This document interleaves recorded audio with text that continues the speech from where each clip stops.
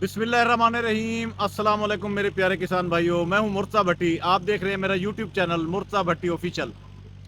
थोड़ा पीछे ट्रैक्टर का शोर तो आ रहा होगा, लेकिन आज की जो वीडियो है वो इसी मकसद के लिए है कि जो लोग 15 नवंबर तक अपनी गंदम काश्त नहीं कर सके, जो इसका बेहतरीन टाइम था, अगर वो बाद में कर रहे हैं तो उनको क्या क्या तब्दीलियां करनी चाहिए।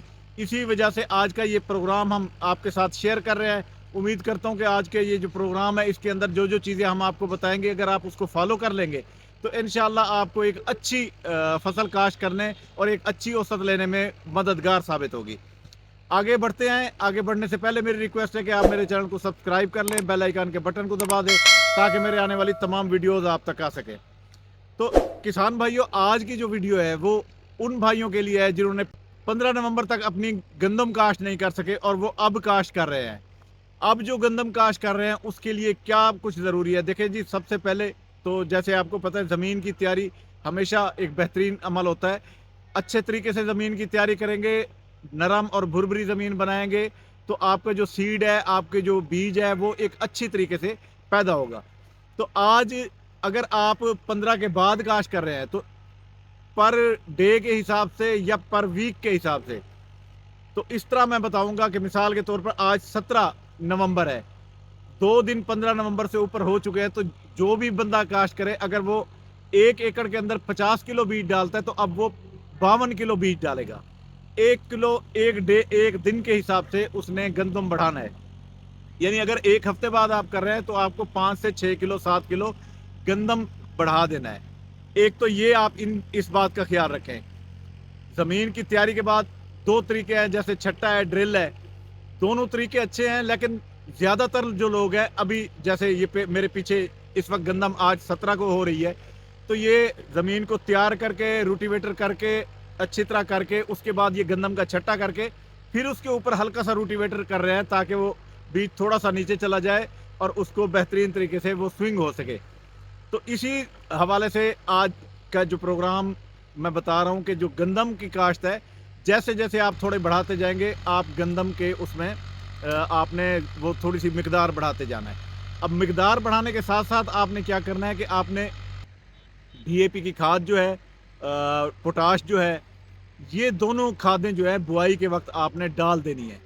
हाँ, जिन किसान भाइयों के साथ पास इस वक्त डीएपी डालने की शक्कत नहीं है तो वो फिर ऐसा कर सकते हैं कि एक बोरी डीएपी की बजाय वो 2 बोरी नाइट्रोफास का इस्तेमाल कर सकते हैं। वो भले एक बोरी अब बुआई के वक्त डाल दें और एक बोरी जो है वो अगले पानी के साथ डाल दें।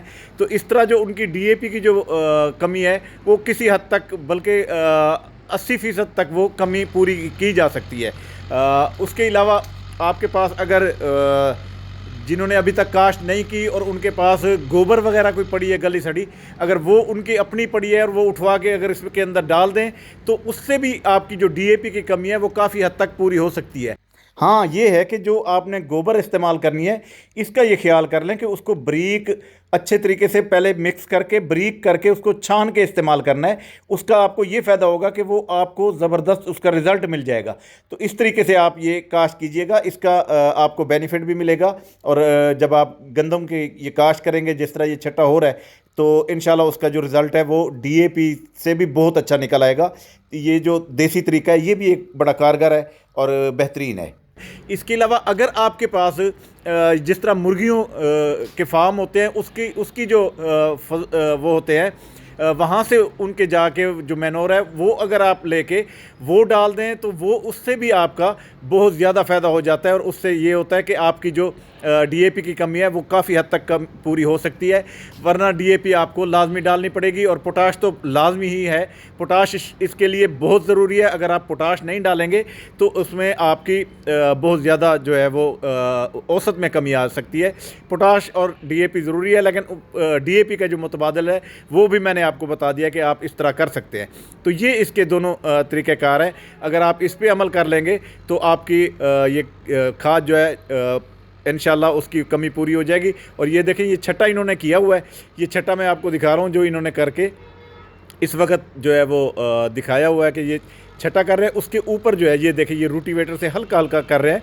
इसकी जगह सुहागा भी किया जाता है और इस तरह ये गंदम तैयार की जाती है।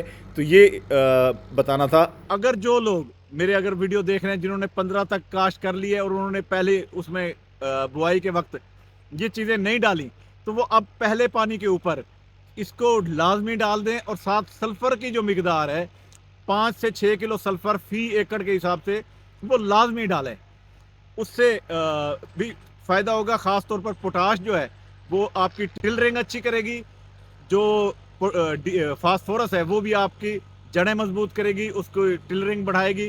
तो इस तरह आपकी जो गंदम की फसल है वो बहुत अच्छे तरीके से हो जाएगी। और ये बताने का मकसद ये है कि जो दोस्त अब ये लेट कर रहे हैं तो ये ड्रिल से और छट्टे से ये दोनों कर सकते हैं। अब छट्टा दो तरीके का है। एक तो छट्टा मैं जैसे ये वीडियो में आप देख रहे हैं, एक तो छट्टा ये है कि आप इस तरह इसको काश कर सकते हैं, यानी ज़मीन तैयार करके वत्तर वाली ज़मीन को उसके अंदर आप छट्टा कर दें और उसके बाद आप ऊपर हल्का सा रूटीवेटर या सुहागा जो है वो आप लगाकर इसको काश्त कर सकते हैं। दूसरा ड्रिल के ज़रिए भी यही तरीक़ेकार है। आप ड्रिल के में उसमें तमाम गंदम खाद सारी मिला के आप उसको ड्रिल कर लें तो खाद के साथ साथ आपकी जो बीज है वो दोनों उसके साथ लाइनों के अंदर कतारों के अंदर जाएंगे। ड्रिल के हवाले से मैं अगर बताऊं तो ड्रिल की जो औसत है वो हमारे छट्टे से ज़्यादा है। अक्सर हमारे किसान भाई कहते हैं कि यार नहीं, जो छट्टा है उसकी औसत ज़्यादा होती है, लेकिन ये किसी भी तरीके से मुमकिन नहीं है। छट्टे में और ड्रिल में बड़ा फ़र्क है। ड्रिल से जो है वो कतार लाइन से लाइन बनती है, पौधे से पौधे का फासला एक बनता है और उसकी टिलरिंग है वो बहुत अच्छी होती है। और अगर खाद भी उसके साथ साथ बीज के साथ साथ नीचे जा रही होती है तो उस हवाले से वो बहुत ही ज़बरदस्त हो जाती है। और जहाँ तक सवाल है कि छट्टे का, तो छट्टे में ये है कि उसमें कतारें नहीं होती, बीज आप छट्टा करके डाल देते हैं। जैसे ये वीडियो आप देख रहे हैं इसके अंदर भी उसी तरह ये छट्टा किया जा रहा है। दूसरा गप छट होती है जिसमें आप पहले पानी लगा देते हैं उसके बाद आप छट्टा करते हैं। तो ये तीनों तरीक़ों से आप गंदम काश्त कर सकते हैं। गंदम का अभी टाइम है, लोग दिसंबर की 15 तक इसको काश्त करते रहते हैं। और लेकिन ये है कि जैसे जैसे आप इसको लेट करते जाएंगे आपकी जो औसत पैदावार है वो उसमें कमी आती जाएगी। तो उम्मीद करता हूँ आज का जो ये प्रोग्राम है आपको पसंद आया होगा। अगर आपको पसंद आया है आप मेरे चैनल को सब्सक्राइब कर लें, बेल आइकन के बटन को दबा दें ताकि मेरे आने वाली तमाम वीडियोस आप तक आ सकें। अब इसी दुआ के साथ आपसे इजाज़त चाहूँगा कि अल्लाह ताला हमेशा आपको खुश रखे, अल्लाह ताला आपके माल जान और रिज़्क़ में इजाफ़ा करे। मुझे दें इजाज़त। अल्लाह हाफ़िज़। अल्लाह निगहबान।